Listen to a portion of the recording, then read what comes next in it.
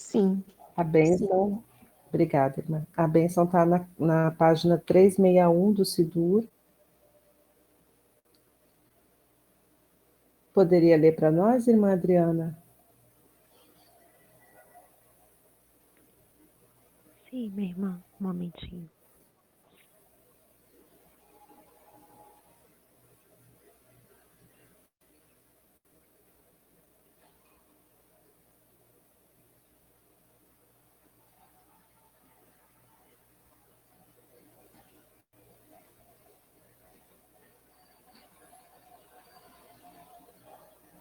E esta é a Torá que a Moshe por diante dos teus filhos de Israel, de acordo com o Eterno, por intermédio de Moshe.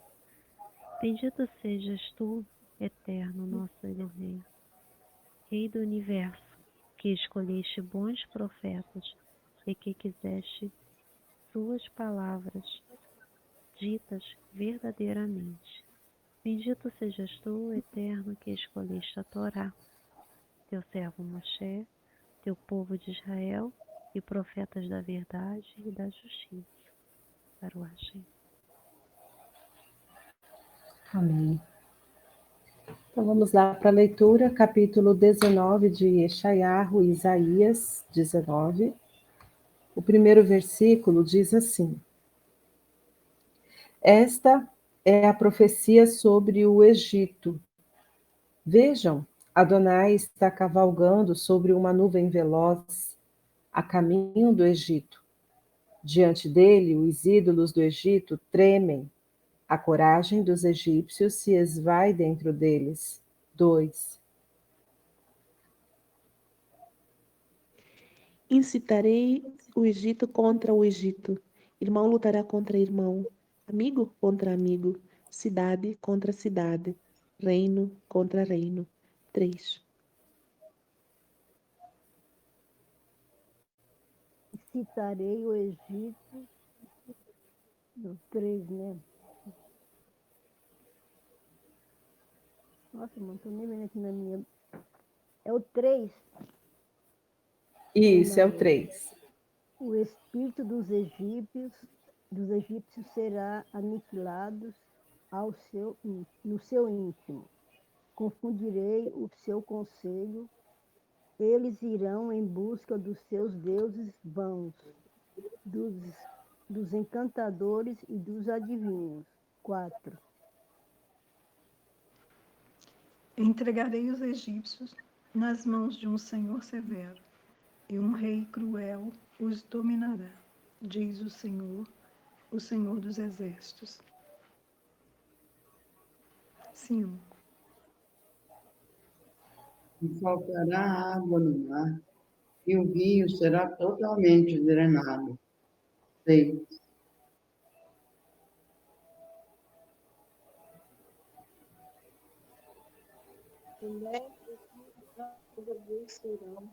E se esgotarão e secarão os canais do Egito, e as canas e os juncos se murcharão. 7.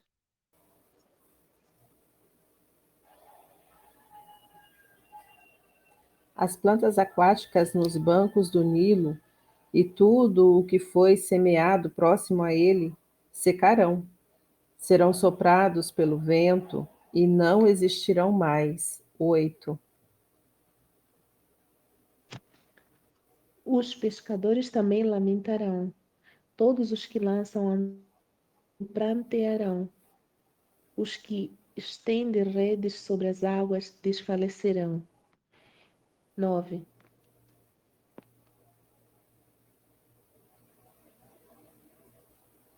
Aqueles que preparam o linho cardado se sentirão frustrados, bem como os que tecem alvos panos.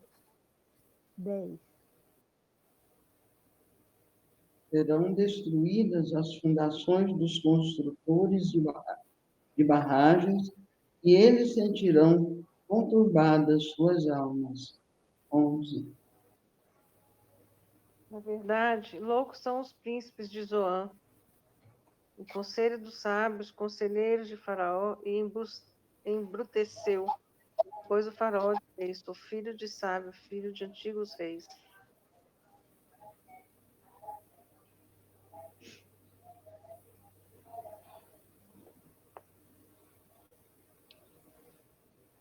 Onde então se encontram teus sábios? Que te informe agora e que saibam o que o Eterno dos Exércitos se propôs a fazer ao Egito. 13.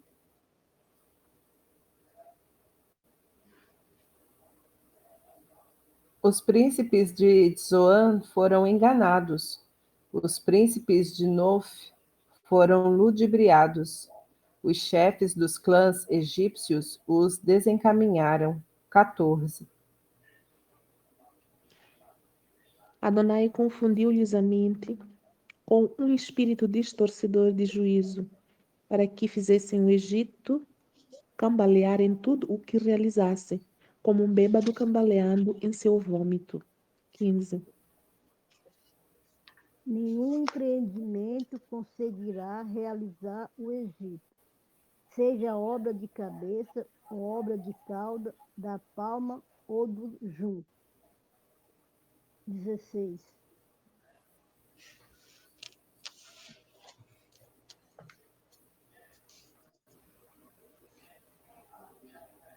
Naquele dia, o Egito se assemelhará a uma mulher, pois tremerá e sentirá pavor ante o mover das mãos do Eterno dos Exércitos, que sobre ele estará erguida.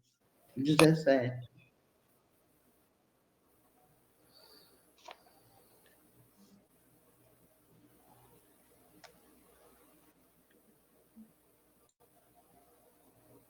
Apenas a menção da terra de Yehudá aos egípcios os deixará em pânico. Eles ficarão com medo por causa do que Adonai de Sebaot planejou para eles. 18. Naquele dia, 5 cidades da terra do Egito falarão a língua de Canaã e jurarão lealdade a Yahweh Tsevaot. Uma delas será chamada cidade da destruição. 19. Naquele dia haverá um altar dedicado a Yahvé no meio do Egito, uma estela consagrada a Yahvé junto da sua fronteira. 20.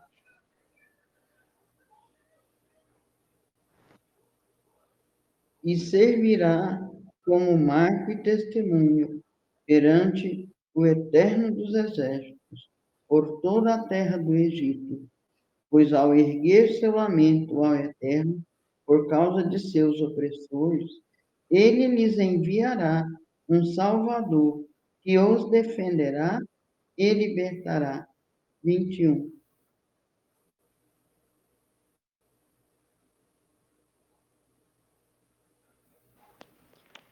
O Senhor se fará conhecido no Egito. Naquele dia, os egípcios conhecerão o Senhor, o adorarão com sacrifícios e ofertas, farão votos ao Senhor e os cumprirão. 22. Yahvé ferirá os egípcios, feri-los, mas lhes dará a cura. Então eles se converterão a Yahvé e ele os atenderá, lhes dará a cura. 23. E haverá então uma larga estrada que irá do Egito à Assíria, e os assírios virão ao Egito, e os egípcios e a Assíria, e juntos adorarão ao Eterno. 24. Naquele dia, Israel será o terceiro elemento com o Egito e Ashur, uma bênção na terra. 25. Pois Yahweh Tsebaot o abençoou. Bendito seja o Egito, meu povo, e Ashur, a obra das minhas mãos, e Israel. Capítulo 20, versículo 1.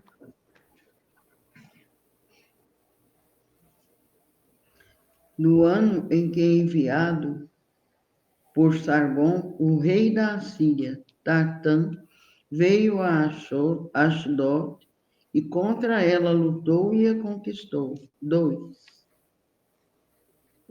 Falou Yahvé por intermédio de Isaías, filho de Amós, e disse: Eia, tira o pano de saco de sobre os teus lombos e descalça as sandálias dos teus pés.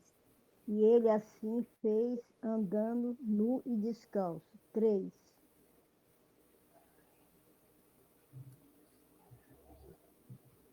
Com o tempo, Adonai disse: Como meu servo Yeshayahu está andando sem roupas e descalço há 3 anos em Sinal e agouro contra o Egito e a Etiópia.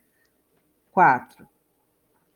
Assim, o rei de Ashur levará os cativos do Egito e os exilados da Etiópia, jovens e velhos, sem roupa e descalços, com as nádegas expostas para a vergonha do Egito.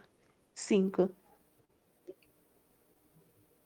E desfalecidos e envergonhados ficarão os que confiavam na Etiópia e se glorificavam no Egito. 6.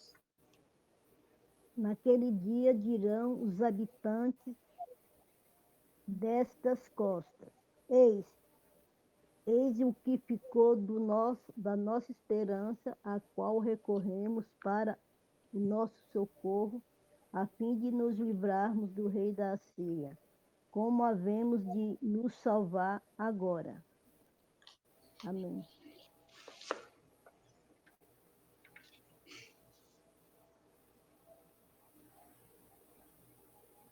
A bênção.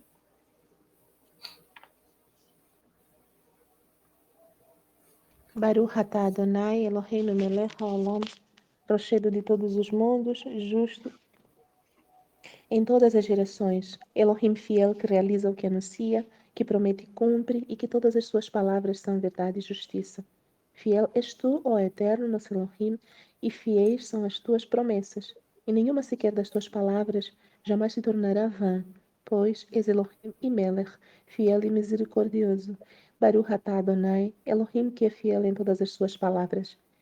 Tem misericórdia para com Zion, por ser este o centro espiritual de nossa vida. E a comunidade de Israel de alma entristecida, salva logo, ainda em nossos dias. Baruch atah Adonai, que alegras Zion com seus filhos. Alegra-nos, ó Eterno, nosso Elohim, com a vinda do profeta Eliarro, teu servo, e com o reino da casa de Davi, teu ungido, que este venha logo, e que nossos corações com isso se rejubilem. No seu trono não se sentará um estranho, e não herdará outros a sua cavode, pois juraste a David que não se apagará a sua luz por toda a eternidade. Baruch atah Adonai, Magen David. Amém. Amém. Irmãos, o capítulo 19 me chama muita atenção, o finalzinho dele, porque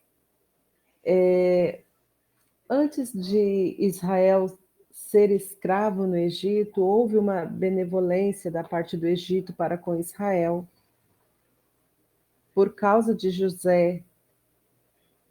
Então, Adonai, ele não esquece isso. E quando ele fala dessa forma atenciosa, carinhosa com o povo do Egito, é por causa desse mérito que houve nesse tempo, nesse primeiro momento, quando Israel chegou lá. Então, as boas ações não se apagam, né? Elas ficam ali como um memorial mesmo. É interessante a gente ver isso. O versículo 13, aliás, do 11 até o 15, a gente vê a operação de engano, né? E essa operação de engano, ela se perpetua já há tanto tempo na nossa sociedade e também, aliás, não só na nossa sociedade, mas em todo o mundo, né? Em todas as áreas. A gente vê que até o faraó era enganado, né? pelos seus conselheiros, pelos seus sábios, e esse engano deixava o povo sem saber o que fazer na hora da situação difícil, né? Me fez lembrar, irmãos, uma situação que ocorre também, que o Tanar narra, de uma ocasião em que Josafá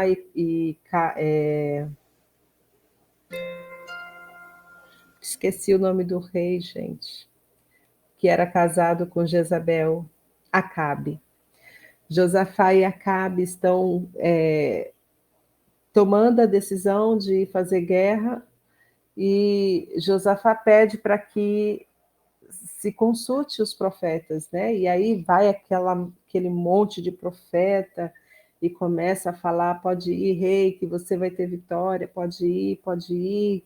Assim como esse chifre, tem um que usa até um chifre de ferro, né? E você vai ser vitorioso e tal, não sei o quê. E aí Josafá desconfia, né? A pessoa que tem discernimento é maravilhoso isso, né?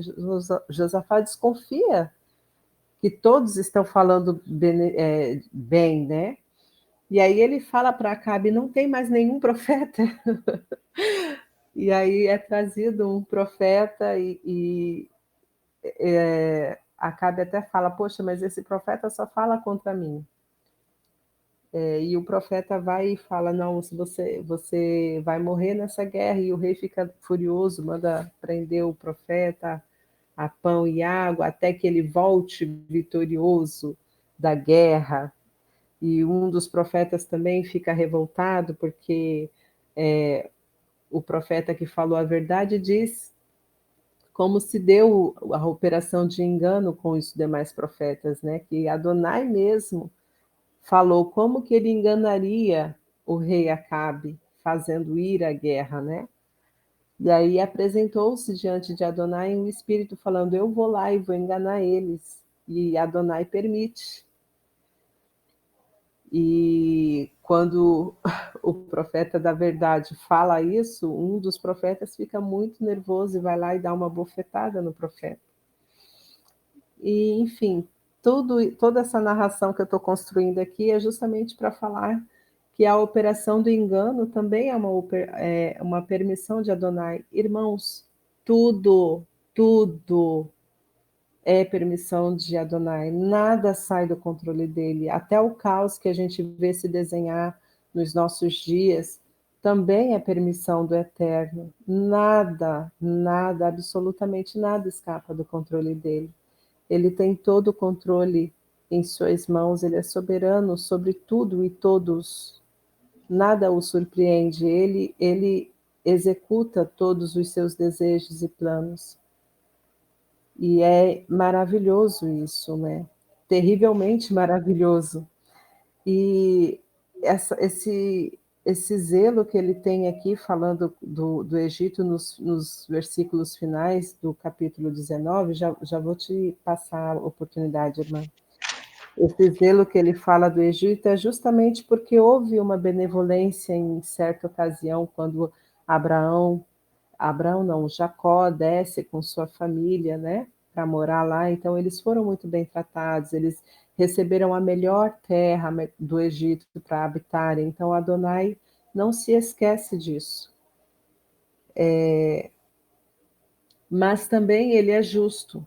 Então, por ele ser justo, tudo que Israel sofreu depois que o faraó, que era benevolente, morreu, e também José, então Adonai vai trazer justiça sobre tudo aquilo que o povo sofreu na mão do faraó, que foi cruel com Israel, né? E a gente vê aqui todo o juízo que se passou com relação a eles.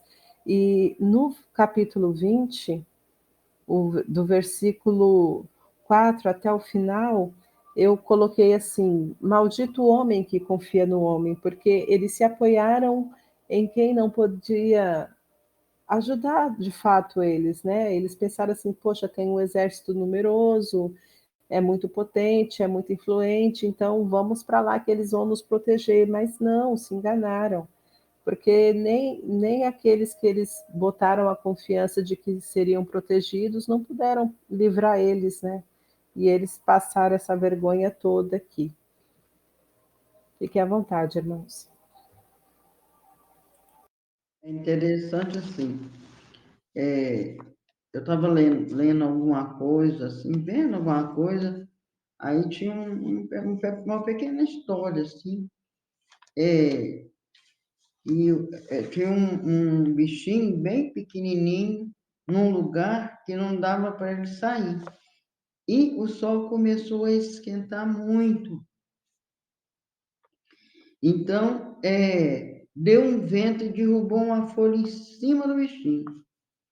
E aí passou o dia, o sol foi indo, né? Foi até que foi esfriando, tornou a dar um vento, o bichinho, a folha saiu, o bichinho continuou a caminhada dele.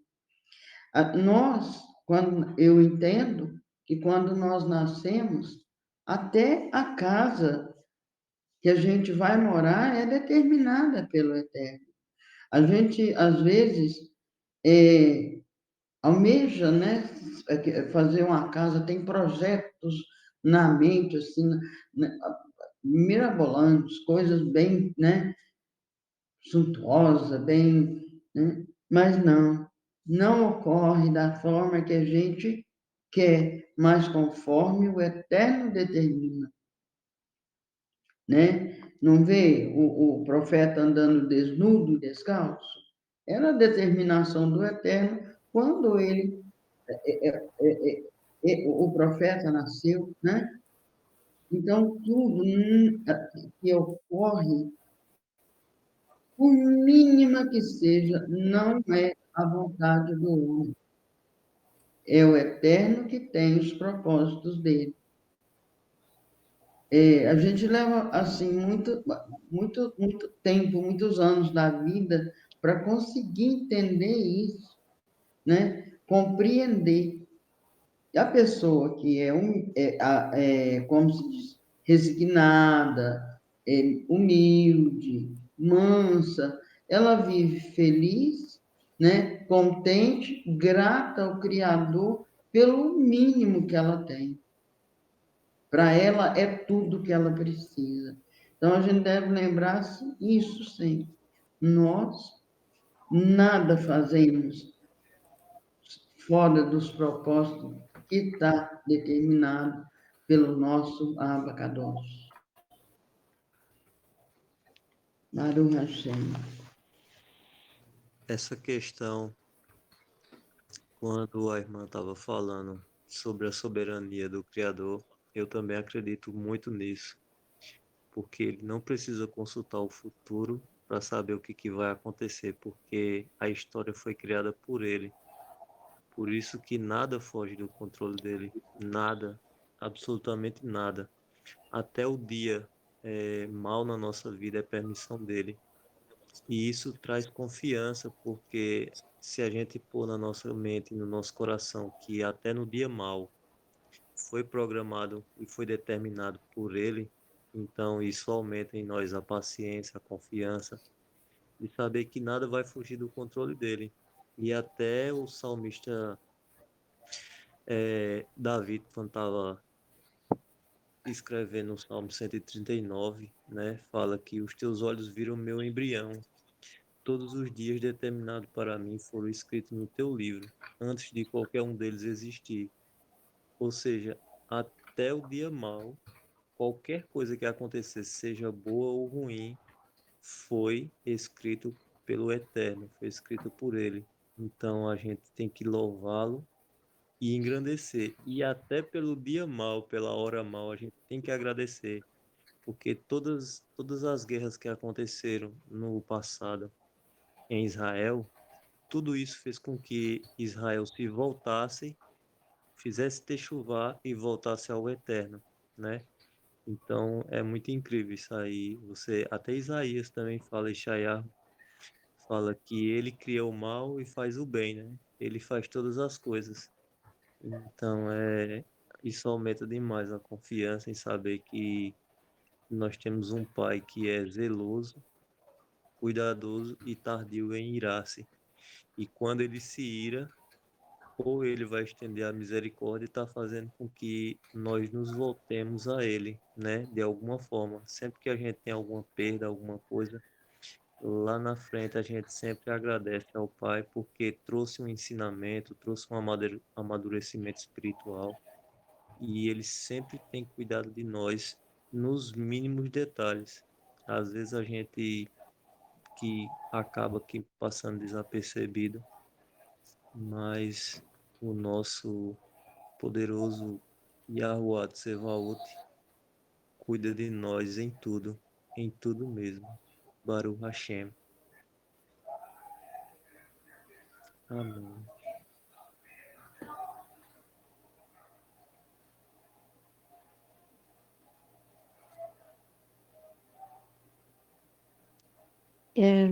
Importa também a gente prestar atenção em não confundir a soberania, a vontade do Eterno com a permissão dele. Existe aquilo que é vontade expressa e existe aquilo que é apenas a permissão. Por quê? Porque antes ele já nos propôs o caminho da bênção que dá a vida, o caminho da maldição que dá a morte. E é autonomia do próprio homem, de nós, escolhermos qual caminho devemos seguir. E o caminho que nós seguirmos, isso sim determina o que vai ser conosco. Toda a nossa história depende do caminho que nós selecionamos para seguir. Conforme podem ver aqui no versículo 2 do capítulo 19, o Egito estará contra o Egito, irmão contra irmão, amigo contra amigo, cidade contra cidade. Uns se voltarão contra os outros.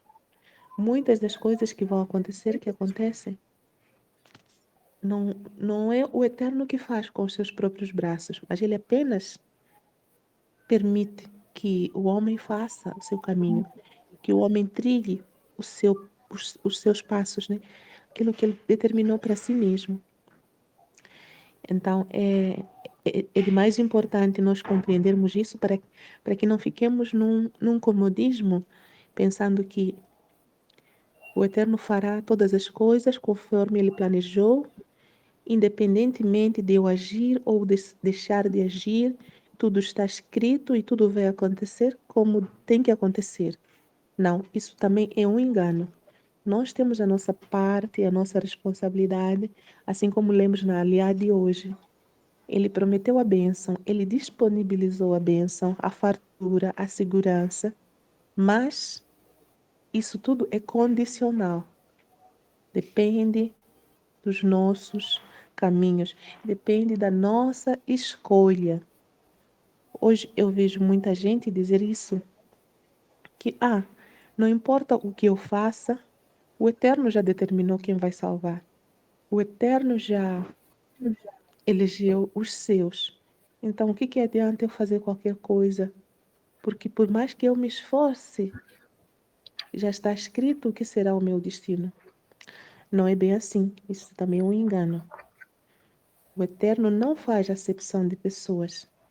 O Eterno coloca à disposição de cada ser humano o direito de escolher a vida ou a morte. E ele ainda dá uma sugestão para que nós escolhamos a vida, para que vivamos.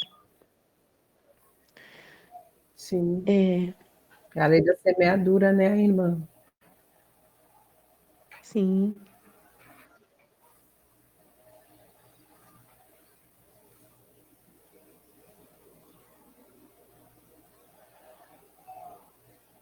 O versículo 3 do capítulo 19 fala que eles consultarão fantasmas, consultarão médiuns, tudo que está escrito na Torá que não devia ser feito, mas eles farão, e por isso virá o castigo. Não porque o Eterno já determinou o castigo para eles, mas porque eles mesmos, e nós mesmos hoje também, levando isso para a nossa vida. Muitas das coisas nós é que escolhemos. O nosso modo de vida nós é que escolhemos. O lugar onde nós moramos nós também escolhemos. Porque agora nós temos a possibilidade de mudar, com todas as dificuldades que cada um enfrenta, que todos nós enfrentamos, mas temos essa escolha. Porque se não tivéssemos, não nos seria proposto pelo Eterno que nós saíssemos do lugar onde estamos. Ele nunca coloca para nós uma coisa impossível de nós fazermos. Se ele traz essa possibilidade, se ele traz esse mandamento, é porque nós podemos sim realizá-lo. Conforme está escrito, os mandamentos dele não são pesados. Nós é que, por nossa teimosia, por nossa dura cerviz, é que muitas vezes pensamos que os mandamentos são pesados, são impossíveis de fazer. Ah, não tenho capacidade, não tenho meios e tantas desculpas. Mas se o Eterno propõe, se Yeshua alerta, se Yeshua dá a ordenança, é porque nós podemos, sim.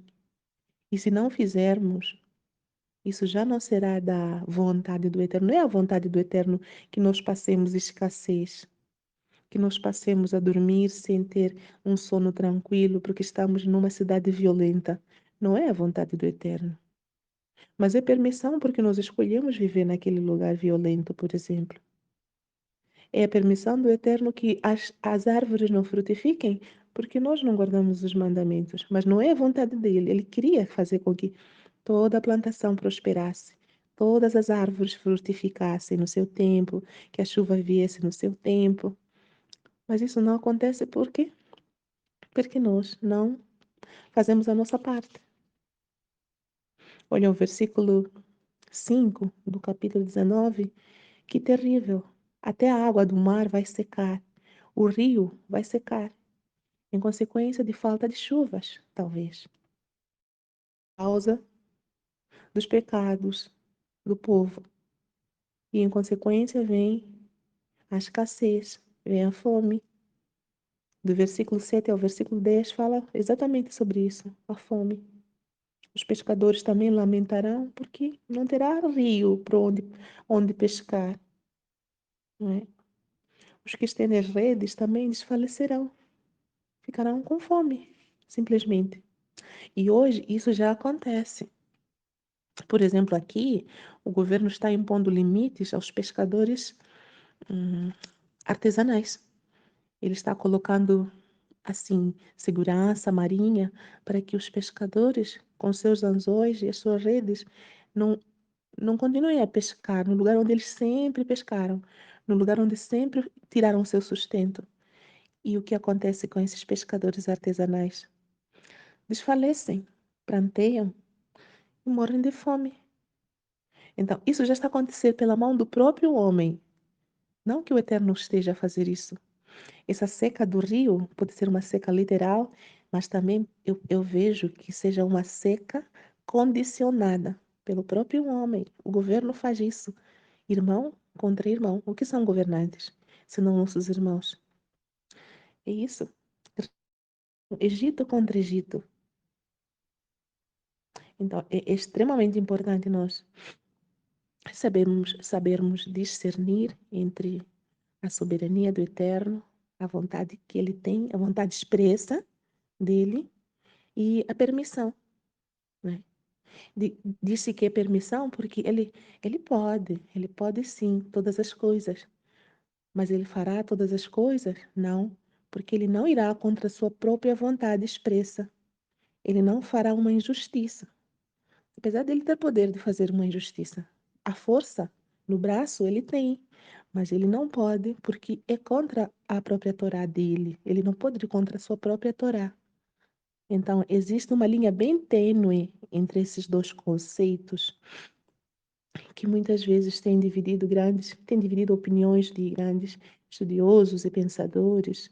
Aquela questão do calvinismo e arminianismo, né? Uns pensam que o Eterno já selecionou A, B, C, D para serem salvos e o resto está condenado, independentemente do que quer que ele faça, de quais escolhas ele faça em sua vida. Mas não é bem assim. Existe a soberania sim, mas existe o livre-arbítrio, a livre escolha de cada ser humano. a questão da lei da semeadura, como a irmã Priscila falou.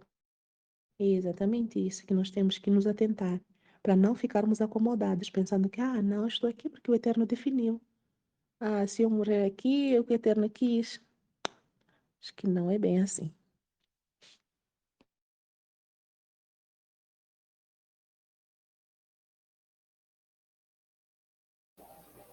Fiquem à vontade, irmãos, para fazerem os comentários, tá bom?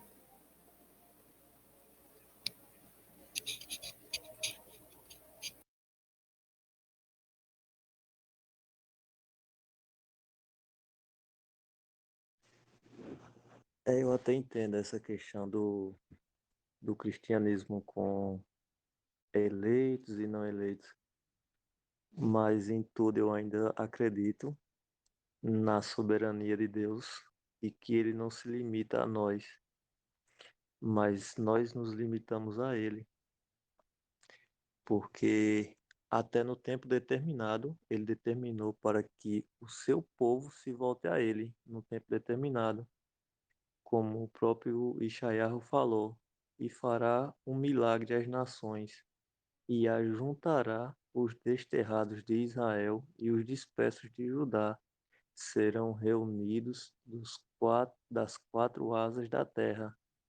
Ou seja, existe um tempo determinado para mim, para você, para todos que estão aqui ouvindo, e esse é o nosso tempo. E tem outros que eles não estão nem aí com a techuvá, mas eu creio que vai chegar o dia que o próprio Pai vai fazer com que algo aconteça na vida deles, assim como foi na minha, como foi na vida de... Eu creio dessa forma, mas não é a verdade absoluta, é minha forma de pensar que as irmãs entendam. Estou aqui para aprender, mas eu creio que todo e qualquer que pertence a ele, eu creio que ele vai, no tempo certo, ele vai fazer com que voltem, e voltem com choro e com lágrimas, mas voltem, né? Bem-aventurados também são aqueles que ouvem, compreendem e voltam para o eterno reino, né? Mas eu creio que o Pai, ele tem os caminhos e os propósitos dele, e que nada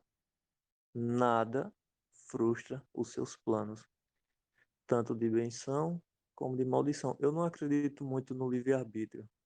Eu creio que ele é soberano acima do meu livre-arbítrio. E quando o Eterno fala que escolhas a benção e não a maldição, para não que venha a morte, né? Seja, eu acho que seja a morte terrena, porque no tempo certo, eu creio que ele vai, não todos, né? Os ímpios já estão, e tem muitos que também estão lá por algum engano ou desilusão da vida, alguma coisa, mas eu creio que o Pai não perde nenhuma das ovelhas, porque o próprio Machia falou, né? Aquele que meu Pai me dá, ninguém pode arrebatar da minha mão. Quem poderá arrebatar as ovelhas da mão do Machia? Mas nós temos que dar frutos, e frutos dignos de arrependimento. Não é porque a gente sabe que temos a Torá, temos o testemunho do Machia, temos os seus mandamentos, vamos relaxar ou viver de qualquer forma. Não.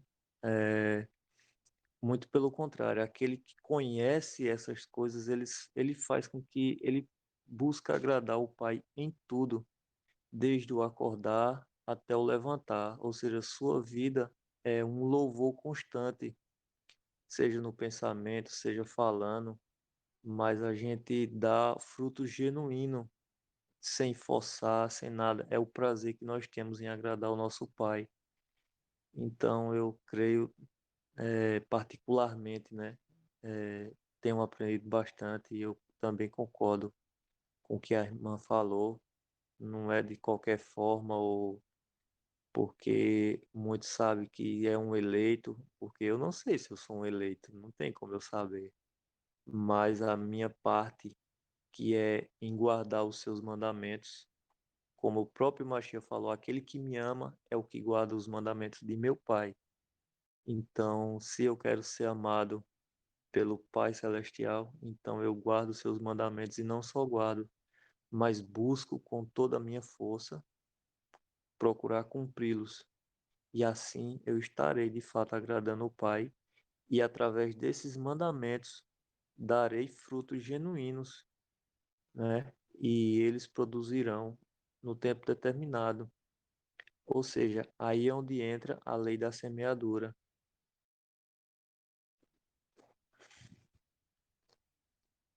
Baruch Hashem.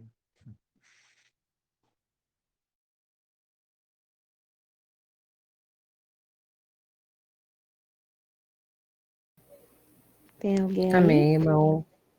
Obrigado pelos seus comentários. Tem sim, estou aqui.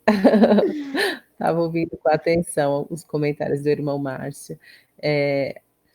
Os pensamentos diferentes são muito bons para o nosso crescimento, então a gente não descarta nada como banal. Todas as contribuições, os comentários, cada um deles tem o seu papel fundamental para nós formarmos o nosso entendimento e crescermos com isso. Fiquem muito à vontade, irmãos, para fazerem os seus comentários. Amém? Irmã Adriana hoje está quietinha. Comente também, minha amadinha. Irmã Regiane, irmã Neide, irmã Cida. Fiquem à vontade. É porque eu estou sem a bateria do meu telefone descarregando fácil e tá muito difícil ao mesmo tempo ficar lá na tomada, mano. Por isso não tem como eu ficar. Mas eu tô aprendendo bastante hoje aqui com os comentários para o Hashem.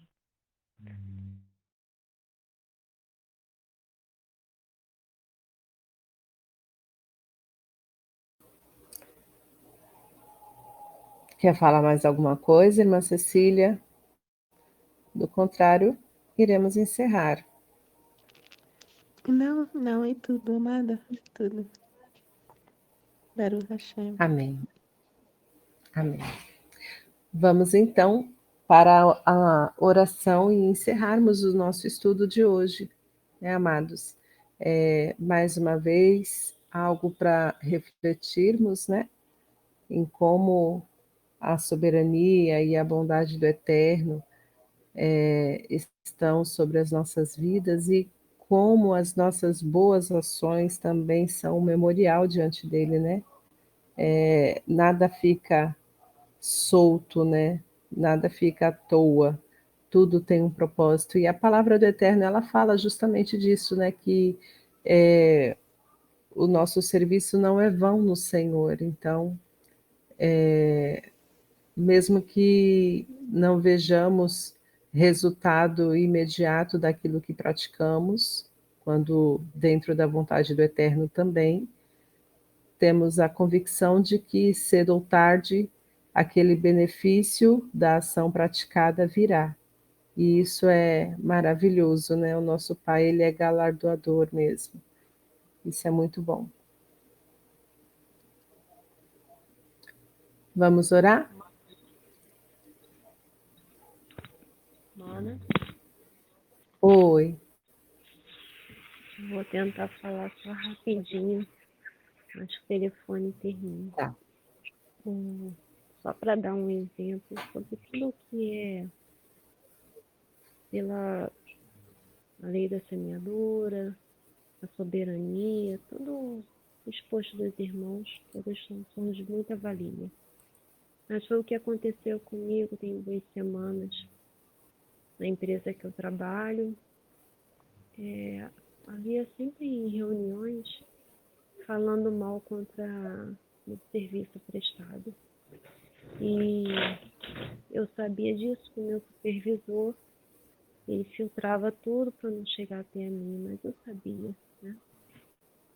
E, enfim, eu fui prosseguindo com o meu trabalho, fazendo dentro da legalidade, buscando o profissionalismo, né, dentro daquilo que o Eterno sempre me ensinou também. E, enfim, no resultado disso, Aí teve uma situação de ser algo muito maior em reunião, de pegar vários setores, várias outras filiais. E nisso, um acompanhamento que faziam por cada funcionário, foi chamada a atenção de cada filial,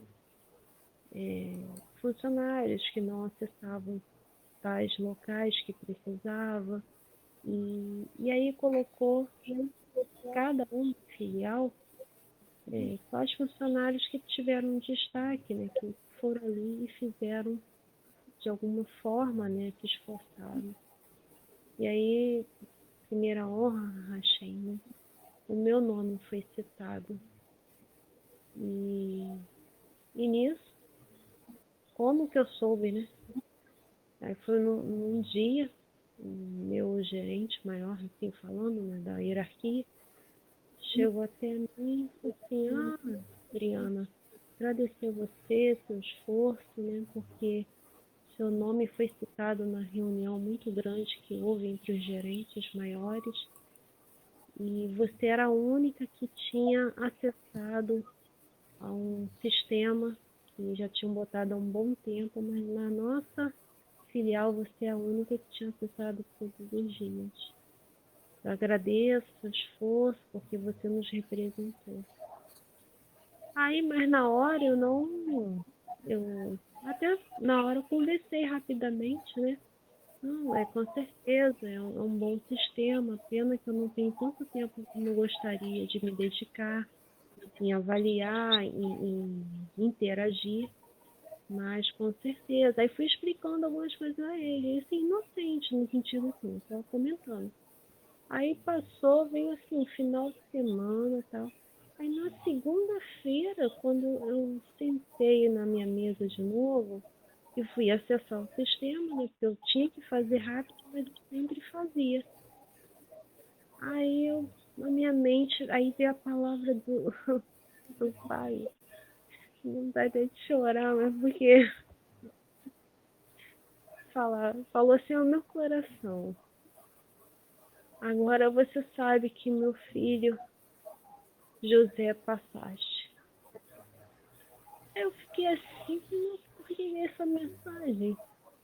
Fiquei um pouco assim, né? Porque eu estava no meu trabalho, que ele corre, e veio aquela mensagem na minha mente, eu fiquei assim. Aí na hora chegou meu supervisor. Aí ele veio me falar de algumas mudanças. E ele falou assim, você soube, né, que seu nome foi citado.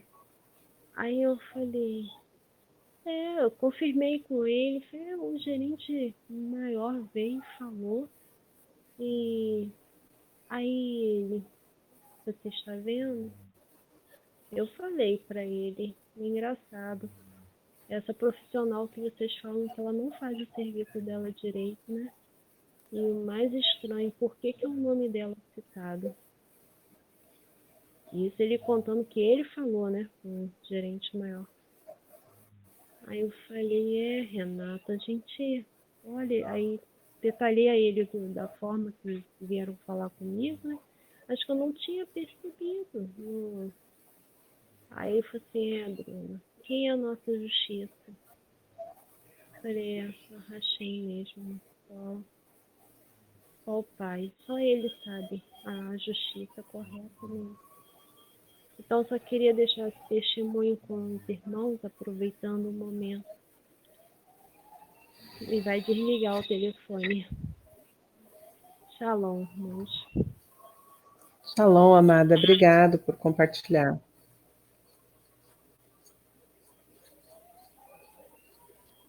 Vamos orar então?